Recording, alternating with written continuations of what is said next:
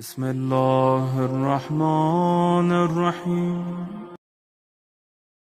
بسم الله الرحمن الرحيم.